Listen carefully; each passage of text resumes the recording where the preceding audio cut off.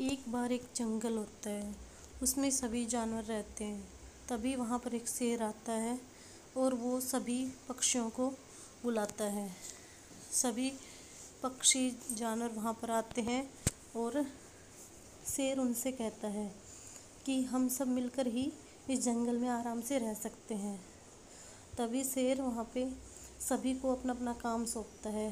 हाथी को पत्थर उठाने का काम सौंपता है, बंदर को झाड़ियाँ काटने का काम सौंपता है।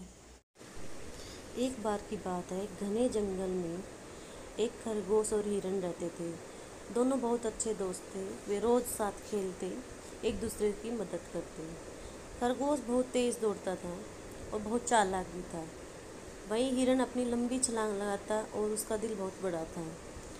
एक दिन जंगल में एक शेर आया।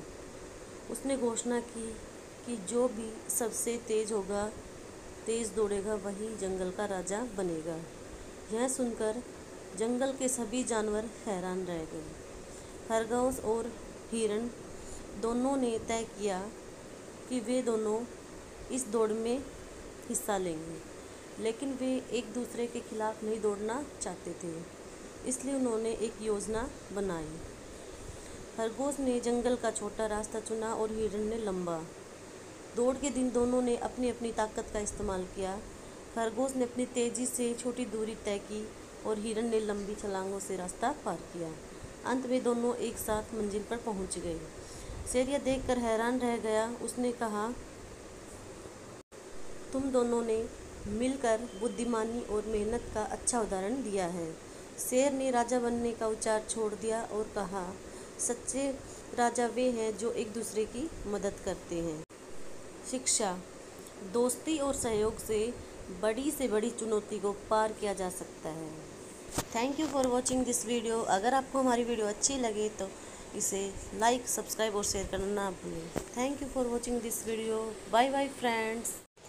एक बार एक बकरी और उसका बच्चा एक सुंदर से गांव में रहते हैं। तभी बकरी के मन में टमाटर की खेती करने का विचार आता है। वो टमाटर की खेती करने लग जाती है।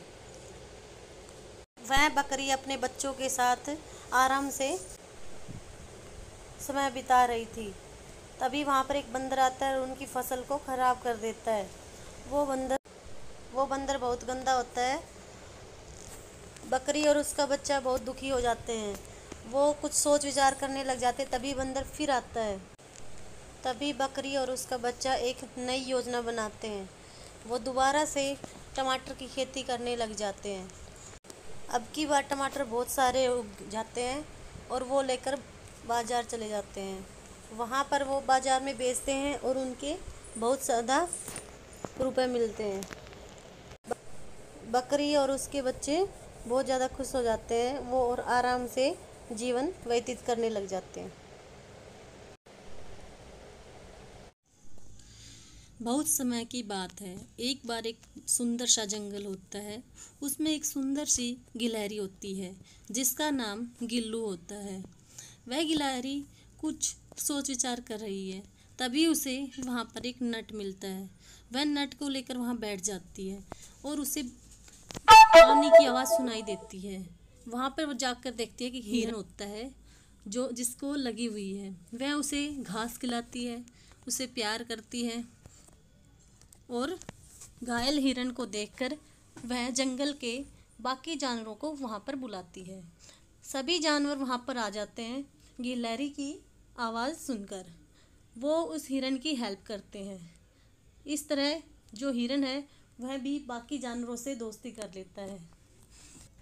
सभी जानवर वहाँ पर बैठे होते हैं। हिरन बहुत खुश लगता है और वह जंगल में वापस चला जाता है। सुंदरगढ़ के घने जंगल में एक शेर रहता था। उस शेर का नाम शेरा था। वह अपनी शक्ति और घमंड के कारण पूरे जंगल में प्रसिद्ध था और भय का कारण था। वहीं जंगल के उत्तर भाग में एक भेड़िया रहता था। वह भेड़िया बहुत चालाक और समझदार था। वह हमेशा अपने झुंड के साथ रहता और आपस में मिलजुल कर काम करने के लिए कहता था। गर्मी बहुत तेज पड़ी, पेड़ पौधे सूखने लग गए, नदियां भी सूख गई और वहां पर शेरा को खाने के लिए कुछ नहीं मिला। शिकार के सारे जानवर गायब हो गए। भूख के कारण और प्यास के कारण शेर उत्तर की तरफ बढ़ा। जो वह काल के इलाके में पहुंच गया। काल के इलाके में पहुंचने के बाद शेरा ने देखा कि वहां पर एक तालाब पानी का भरा हुआ है और वहां पर चारों तरफ हरियाली है। यह देखकर शेर बोला कि यह इलाका मेरा है। शेर गरजते हुए आवाज में बोला, यह मेरा पानी है, मैं जंगल का राजा हूँ। तभी भेड़िए ने शांत स्वर में शेर को बोलते हुए कहा, यह पानी सबका है।